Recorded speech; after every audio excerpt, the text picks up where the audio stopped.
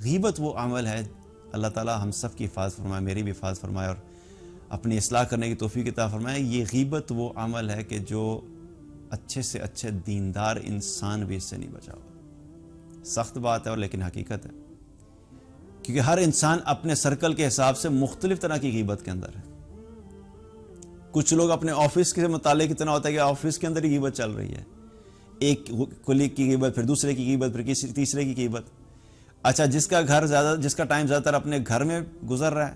اپنے دوستوں یاروں سے ویسے بات کرتے ہوئے وہ ادھر غیبت کر رہے ہیں۔ کچھ ایسے ہوتے ہیں جو اپنے خاندان والوں کی غیبت میں لگے رہتے ہیں، فلاں نے ایسا کہا، فلاں نے ایسا کہا، فلاں نے ایسا کہا۔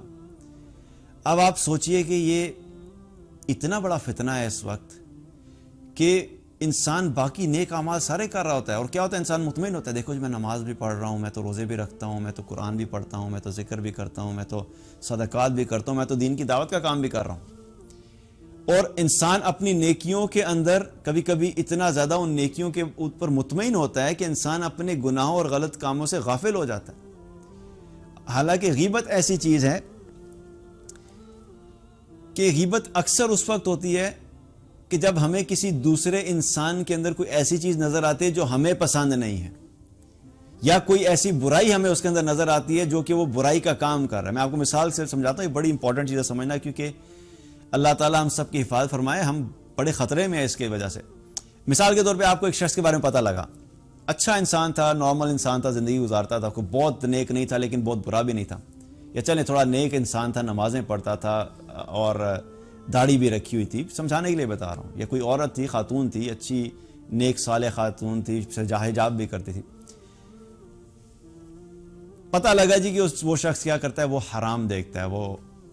حرام قسم کی موویز دیکھنے کا عادی ہوگی، یا کسی ایک سٹیج کے اوپر پتہ لگا کہ اس کے پاس جو ہے وہ ایسی پکچرز دیکھ رہا تھا، بڑی فحش قسم کی تصاویر تھی، حرام دیکھنے کے بارے میں پتہ لگ گیا۔ اب اس کے سرکل میں 40 لوگ تھے، کسی ایک کو پتہ لگا اور اس نے اپنے دوسرے کو بتایا، تیسرے کو بتایا، اب سارے جو 40 لوگ تھے ان کو پتہ لگا جی یہ فلاں شخص جو وہ اس گناہ میں ملوث ہے۔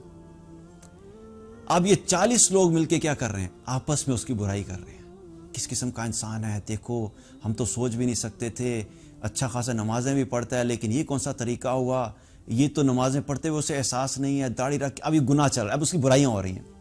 اب 40 لوگ اس کی برائیاں کر رہے ہیں۔ ناؤ تھنک اباؤٹ اٹ، این ممکن ہے کہ وہ شخص اس نے دیکھا تھا اور اس کو تھوڑی دیر بعد ریئلائز ہوا کہ یار میں نے کیا غلط کام کیا۔ اب یہ گناہ اور اس کے اللہ کے درمیان میں تھا، کیونکہ اس نے کسی حقوق العباد میں سے کسی کا حق نہیں مارا تھا، یہ اللہ اور اس کے درمیان تھا، تنہائی میں اس نے گناہ کر دیا، پتہ لگ گیا کسی کو، اس کو احساس ہوا اور اس نے اسی وقت ہی یا کسی تھوڑی بعد میں جا کے سچی توبہ کر لی، اس سچی توبہ کے نتیجے میں اللہ نے اس کا گناہ معاف کر دیا اور اس کی اور اللہ کی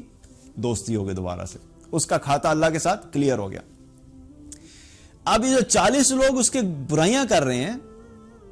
آپ یوں سمجھیں کہ اس بندے کی لاٹری نکل آئی۔ اب یہ سارے کے سارے 40 لوگ قیامت والے دن اس کے سامنے کھڑے ہوں گے اور اللہ تعالیٰ اس کو کہے گا بھائی یہ کھڑے ہیں، ان کی نیکیوں میں سے جو تم نے لینا لے لو ان میں سے۔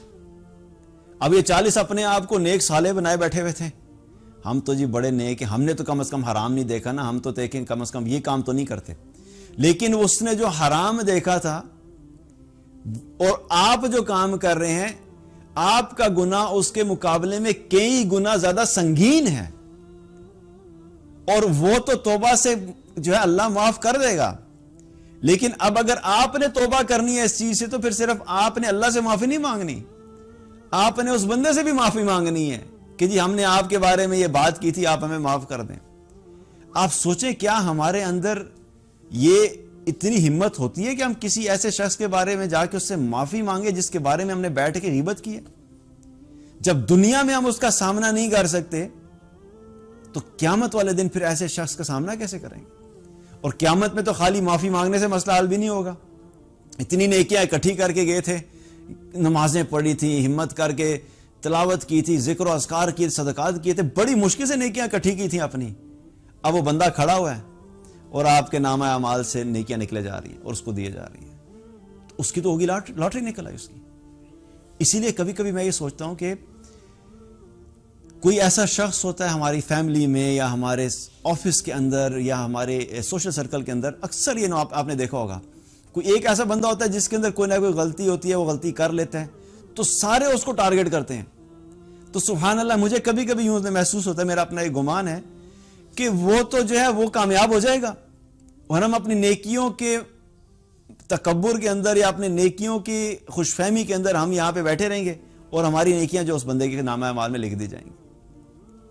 تو غیبت اس اعتبار سے بڑا خطرناک چیز ہے کہ جو زبان جو ہے, اس زبان کے اندر جتنے بھی گناہ ہوتے ہیں ان میں یہ گناہ وہ ہے جس سے ایک تو اکثریت انسانوں کی بچی ہوئی نہیں ہے, اور دوسرا یہ آخرت میں جا کے اس کا جتنا بڑا نقصان ہے ہم اس کو ریئلائز نہیں کرتے. اسی لیے ہمیں ایک اصول دیا گیا نا, زبان کو استعمال کرنے کا بھی ہمیں اصول دیا گیا دین میں. آپ صلی اللہ علیہ وسلم نے کیا فرمایا کہ اچھی بات کرو یا خاموش رہو.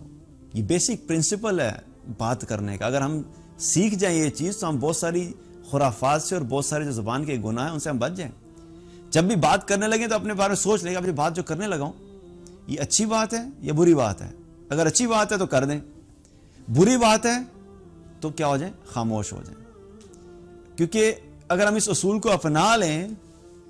تو آپ یقین جانیں کہ ساری دنیا کے اندر خاموشی ہو جائے گی,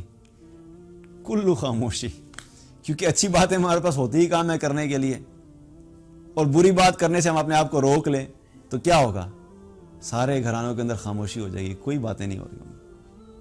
تو اس اصول کو اپنی زندگی کا ایسا بنائیں کہ اچھی بات ہے تو ٹھیک ہے کروں گا, نہیں ہے تو بہتر ہے خاموش رہو, کوئی بات کرنے کی ضرورت نہیں. تو پہلا عمل جو جہنم میں سب سے زیادہ جانے کا سبب بنے گا وہ کیا ہوگا, وہ زبان ہوگی. اور دوسرا کیا ہے, شرمگاہ کا غلط استعمال. دین کی بات پھیلانا صدقہ جاریہ ہے. ثواب کی نیت سے ویڈیو کو شیئر ضرور کیجیے. جزاک اللہ.